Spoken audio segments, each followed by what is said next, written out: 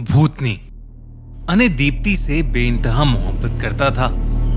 वो लोग भुवनेश्वर के एक कॉलेज में पढ़ते थे और ये ट्रिप उनकी कॉलेज में एक साथ आखिरी ट्रिप थी। पर अने के लिए उस ट्रिप के स्पेशल होने का एक और रीजन था।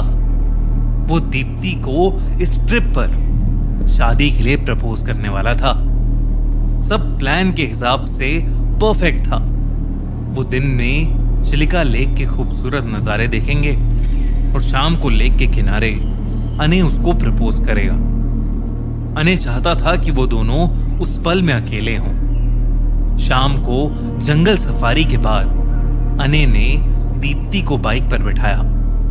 जब वो लोग वहां से निकल रहे थे तो गाड़ी के ड्राइवर ने उन्हें कहा कि वो किसी भी हालत में रात होने से पहले वापस आ जाएं। अने ने उसकी बात पर ध्यान नहीं दिया और दीप्ति के साथ वहां से चला गया। आखिरकार उसने बाइक लेक किनारे जाकर एक ऐसी जगह रोकी जहां से इतना खूबसूरत सनसेट दिख रहा था जैसे उन्होंने कभी देखा नहीं था। दीप्ति बाइक से उतरकर खुशी से एक छोटे बच्चे की तरह भागने लगी। अने अपनी बाइक पार्क करके उसके पीछे गया तो उसने देखा कि दीप्ति एक कटे हुए पेड़ की तरफ भाग रही है। उसने सोचा कि वो उसे छुप कर डराएगा और फिर उसी वक्त उसे प्रपोज कर देगा और उसने यही किया। लेकिन दीप्ति डरी ही नहीं, बल्कि वो उस पेड़ के कटे हुए टहने पर बैठकर पेड़ के पास के एक कोने को घूरे जा रही थी और अजीब तरीके से मुस्कुरा रही थी। अने ने उसका हाथ पकड़ा और उसको अपनी तरफ ध्यान देने के लिए कहा, लेकिन दीप्ति ने उल्टा उसको चुप रहने को कहा और पेड़ की एक टहनी के ऊपर बैठी एक सुंदर सी सफेद बिल्ली को देखने को कहा। अने को लगा कि दीप्ति कोई मजाक कर रही है, क्योंकि वो पेड़ कटा हुआ था और उसकी कोई टहनी ही नहीं थी। अने ने देरी ना करते हुए रिंग निकाली और दीप्ति को प्रपोज कर दिया। रिंग निकालते ही दीप्ति का ध्यान अने की तरफ गया और उसकी आंखों में खुशी के आंसू आ गए। दीप्ति ने तुरंत हाँ कर दी और वो एक दूसरे को गले लगाकर इस पल को सेलिब्रेट करने लगे।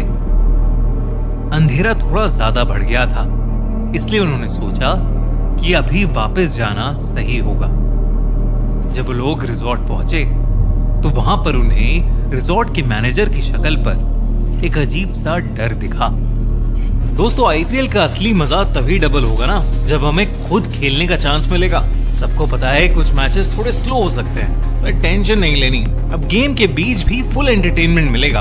आप सभी के लिए एक नया गेम आया है, नरेन्स पावर पंच ऑन परिमैच। ये गेम एकदम ब्रांड न्यू है, अभी लॉन्च हुआ है, तभी इसके रेट्स भी ऊपर जा रहे हैं और ये परफेक्ट टाइम है टू जंप इन। पर आखिर इस गेम में नया क्या है? Safe zone. ये सिर्फ परिमैच गेम्स में ही है। जैसे ही सेफ जोन एक्टिवेट होता है, एक मैक्स मल्टीप्लायर शो हो जाता है जो तुम्हारा गेम सिक्योर करता है। मतलब जब सेफ जोन एक्टिव हो, तुम और भी सेफली अपना गेम मल्टीप्लाई कर सकते हो।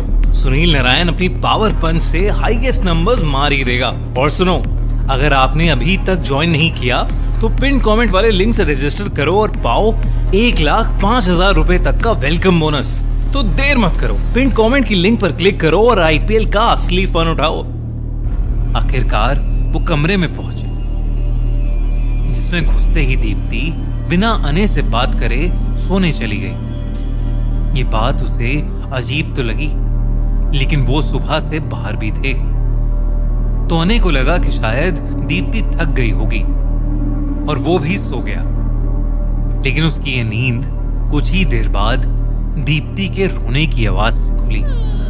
दीप्ति पागलों की तरह बिना रुके रो रही थी और कमरे में एक कोने में देखकर बस यही कह रही थी कि उस पेड़ की भूतनी उसे मार देगी।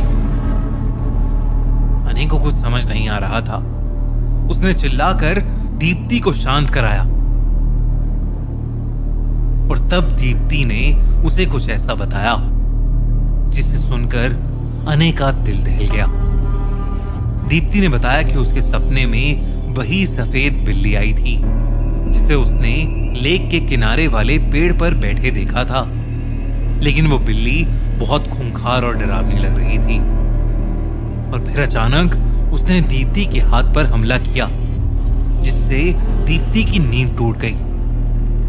जब दीप्ति ने आंखें खोली तो वो सफेद बिल्ली उसके सामने ही थी और देखते ही देखते वो एक भयानक भूतनी में बदल गई, जिसके सड़े गले हाथ थे और जो अपनी काली आंखों के साथ उनके कमरे के एक कोने में खड़े होकर उन्हीं को घूर रही थी। और इसलिए दीप्ति जोर से चीखी। पहले तो अनी को लगा कि दीप्ति कोई सपना देख रही है, पर दीप्ति के हाथ में वाकई किसी बिल्ली के नोचने के निशान थे, जिसे देखकर अनी के रोंगटे खड़े हो गए। उसने दीप्ति को वहां से ले जाने का सोचा, पर जैसे ही उसने दीप्ति को हाथ लगाया कोई अनी का गला घोटने लगा। तभी उसे भी वो भयानक भूतनी दिखी जो एकदम से उसके सामने आ गई और उसे मारने की कोशिश करने लगी। अने दीप्ति से मदद मांग रहा था, लेकिन दीप्ति की तबीयत एकदम से खराब होने लगी। दीप्ति के मुंह से अपने आप खून निकलने लगा और दर्द के मारे उसका रोना निकल गया। दीप्ति की आंखें भी साए जैसी काली पड़ गई थीं। अने का दम घुटने ही वाला था।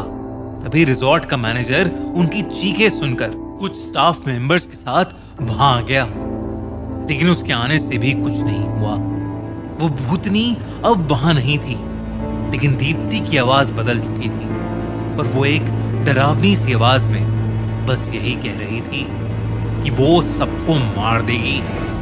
जिसके तुरंत बाद वो दोनों बेहोश हो गए। मैनेजर की मदद से अने और दीप्ति को हॉस्पिटल ले जाया गया। जब अने की आंख खुली तो उसने देखा कि उसके पेरेंट्स, दीप्ति के पेरेंट्स और वो मैनेजर वहीं थे और उसे होश में आता देखकर बुरी तरह रोने लगे।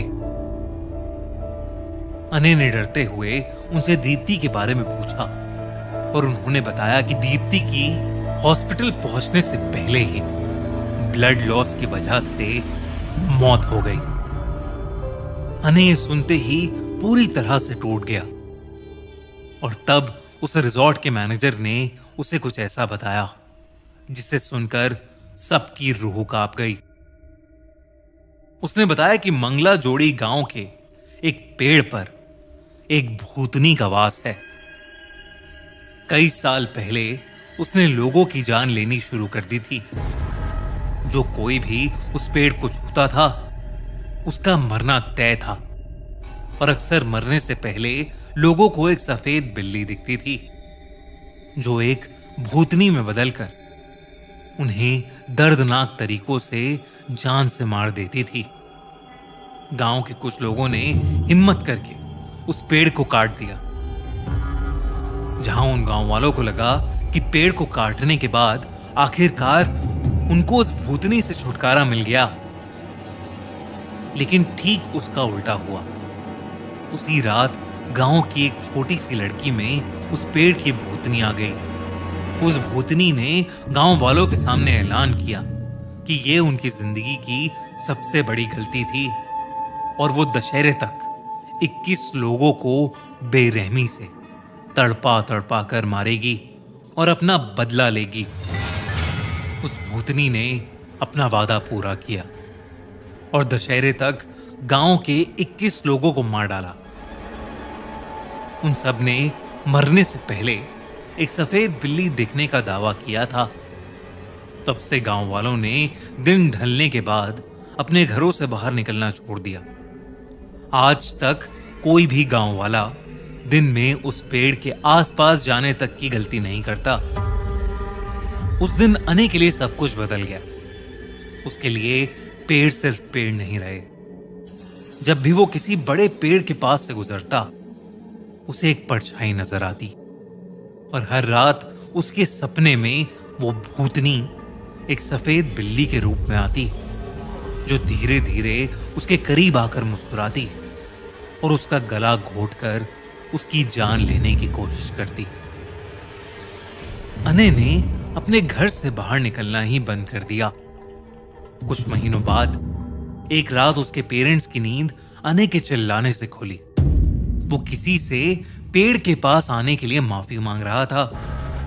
उसके पेरेंट्स डरते हुए उसके कमरे तक पहुंचे, लेकिन वहां उन्हें अने नहीं बल्कि उसकी लाश मिली, जिसके सामने वही मंगला जोड़ी पेड़ की भूतनी हंस रही थी, जिसके बारे में अक्सर अने बात करता रहता था। पर इससे पहले कि अने के पेरेंट्स कुछ कर पाते, वो हंसते हुए हवा में एकदम से गायब हो गई।